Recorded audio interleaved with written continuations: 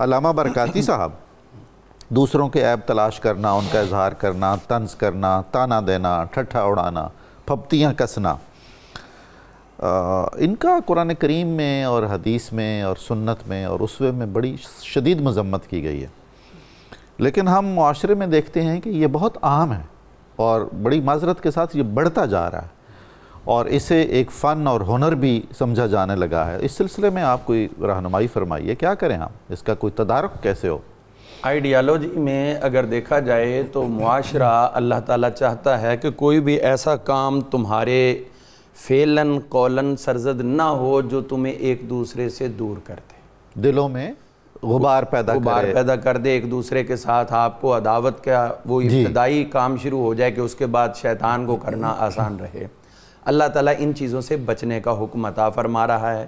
اس میں آپ سب سے پہلے یہ بات دیکھیے کہ کوئی بھی جو آپ نے باتیں فرمائی ہیں ان میں سے کوئی بات بھی اگر کسی کے درمیان آ جاتی ہے تو پھر اس میں ہمیں یہ نظر آتا ہے کہ در حقیقت وہ ایک دوسرے سے دوری، اور اسلام کی ڈیمانڈ کیا ہے؟ رحماء بینکم، آپس میں تمہاری محبتیں، چاہتیں، رحمتیں ہوں۔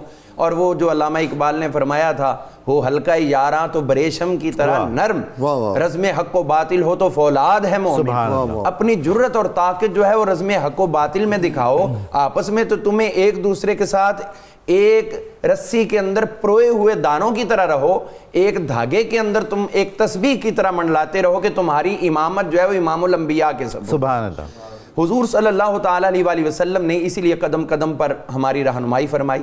ایک دوسرے کے ساتھ جب تانا زنی کرتے ہیں تو حضور صلی اللہ تعالیٰ علیہ وسلم کو قطعاً بھی یہ پسند نہیں ہے۔ قرآن پاک نے بھی اس کی شدید نفی کی اور وعید فرمائی، وَيْلٌ لِكُلِّ ہُمَزَةٍ لُمَزَةٍ، یہی فرما دیا کہ تانا دینے والوں کے لیے کیا ہے؟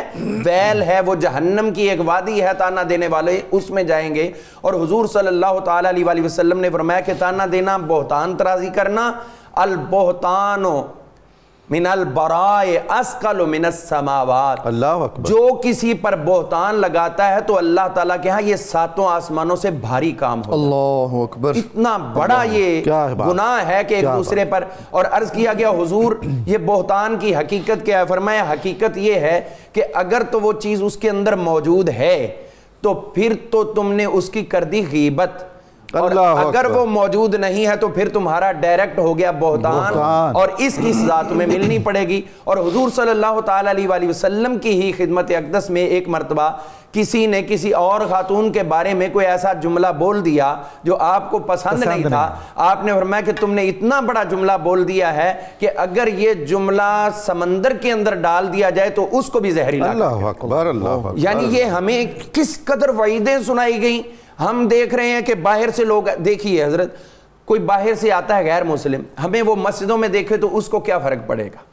ہمیں حج کرتا وہ دیکھ رہے ہیں سوشل میڈیا اور ساری، ان کو کیا فرق پڑتا ہے؟ بہت خوبصورت بات، ان کو فرق پڑے گا ہمارے اخلاق سے، ہمارے پیار سے، ان کے روزمرہ کے میل جول سے، لین دین سے، ہمارا برتاؤ آپس میں کیسا ہے۔ اور یہی چیز تو اللہ نے حضور صلی اللہ تعالیٰ علیہ وسلم کو ارشاد فرما دی، وَلَوْ كُنْتَ فَظًّا غَلِيظَ الْقَلْبِ لَانفَضُّوا مِنْ حَوْلِكَ، اے محبوب بات سچی بھی ہوتی اور آپ سختی میں کرنے والے ہوتے تب بھی اتنے لوگ آپ کے گرد عاشق بن کے کبھی بھی جمع نہ ہوتے۔ یعنی آپ بات سچی بھی کریں اور اس کو بھی پیار و محبت کے ماحول میں کریں، یہ اسلام کی ایک ڈیمانڈ ہے۔ حضور صلی اللہ تعالیٰ علیہ وسلم نے اسی لیے ان چیزوں کی طرف رہنمائی کرتے ہوئے ہمیں ارشاد فرمایا ہے کہ تم میں سے مفلس شخص وہ ہوگا جو قیامت والے دن آئے گا اللہ کے حضور نمازیں لے کر، روزے لے کر، یعنی وہ مسجدوں کی عبادات اور ان پہ جو ہے وہ اس کی بہت زیادہ کثرت ہوگی اور وہ اتنے نیک اعمال لے کر آئے گا، لیکن ہوگا کیا؟ ایک طرف کسی کو گالی دی ہے، کبھی کسی پہ کوئی الزام لگایا ہے، کبھی کسی کی برائی کی ہے، غیبت کی ہے، اور یہ ہوگا کہ اس کے جو بھی نیکیاں ہیں گناہوں کی وجہ سے ان کو دی جائیں گی، اور پھر جب یہ کام ختم ہو جائے، خدا نخواستہ نیکیاں ختم ہو گئی اور ابھی اس کے ایسے کھاتے کھلے ہوئے ہیں، تو پھر جن کے بارے میں یہ کرتا رہا ان کے گناہ اس کی طرف منتقل ہوں گے۔ حضور نے فرمایا مفلس اصل میں یہ ہے۔ تو اب اس میں ہمیں اپنے معاشرے کو جو ہے وہ پروموٹ کرتے ہوئے، پیار و محبت کی فضا جو ہے وہ پیدا کرتے ہوئے، ایک دوسرے سے نفرت کے جذبات کم سے کم کرنے چاہیے، نہ کہ بڑھاوا دینا چاہیے۔ بدقسمتی یہ ہے کہ اگر ہم دیکھیں کسی بھی فیلڈ میں تو اس کو ایک لفظ وہ بول دیتے ہیں جی پیشہ ورانہ رقابت، تو یہ پیشہ ورانہ رقابت تو کہیں نہیں. عالم سے جو ایسے معاملات کرے, پیر کے بارے میں ایسے کرے, نعت خان کے بارے میں ایسے کرے, کاری کے بارے میں ایسے کرے, تاجر کے بارے میں ایسا کرے, کوئی بھی شخص جو ہے وہ جب کرتا ہے تو چاہیے تو یہ کہ ایک دوسرے کی ٹانگ کھینچنے کی بجائے ایک دوسرے کا بازو تھاما جائے, اس کا ہاتھ تھام کے اس کو آگے لایا جائے, تو یہ معاشرہ ترقی کرتا ہے. ایک بات اور بھی میں بطور خاص عرض کرنا چاہوں گا, حضور صلی اللہ تعالی علیہ وآلہ وسلم نے اس لیے مومنوں کی دل آزاری سے منع کیا, اور دل آزاری کا ایک پہلو یہ ہے کہ آپ کسی کی ٹوہ مت لگاؤ. اللہ بلا وجہ کسی کے بارے میں آئیڈیا قائم کرنا, وہ ادھر جا رہا ہوگا, اچھا اس نے یہ کیا, اتنے بجے ادھر گھر بیٹھے بیٹھے آپ علامہ صاحب یہ تو پھر آپ رسول اللہ صلی اللہ علیہ وسلم کا ارشاد اور خدا کا حکم تو بالکل بجا ہے, لیکن آپ امت کو بالکل بے روزگار کر دینا چاہتے ہیں. اس کے بعد پھر ہم لوگ کیا کریں گے؟ اصل تو روزگار یہ ہے اگر نصیب ہو جائے. آپ دیکھیے حضرت سیدنا عمر فاروق رضی اللہ عنہ ایک مرتبہ حضرت عبد الرحمن بن عوف رضی اللہ عنہ کے پاس رات کے وقت گئے اور وہ نوافل ادا کر رہے تھے, تو آپ نے ان کو کہا بھی نوافل میں جلدی کرو. انہوں نے جلدی کر لیا. امیر المومنین اطاعت امیر بھی جو ہے وہ لازم ہے, نوافل سے افضل ہے. انہوں نے جلدی تعجیلاً نفل مکمل کیا. آپ نے فرمایا باہر آؤ, ایک قافلہ باہر ٹھہرا, مجھے خطرہ ہے کہ کہیں ان کو کوئی نقصان نہ پہنچا دے رات کے ٹائم میں. تو آپ ادھر گئے, وہ قافلے کے خیمے لگے ہوئے تھے, لوگ اس میں تھے. آپ نے دیکھا کہ جو مسافر تھے وہ ان میں سے کچھ لوگ جو تھے وہ شراب کے نشے میں دھت تھے. آپ نے ان کو دیکھ لیا اور پہچان لیا, فرمایا صبح ہم ان کو بلائیں گے اور ان کی باز پرس کریں گے.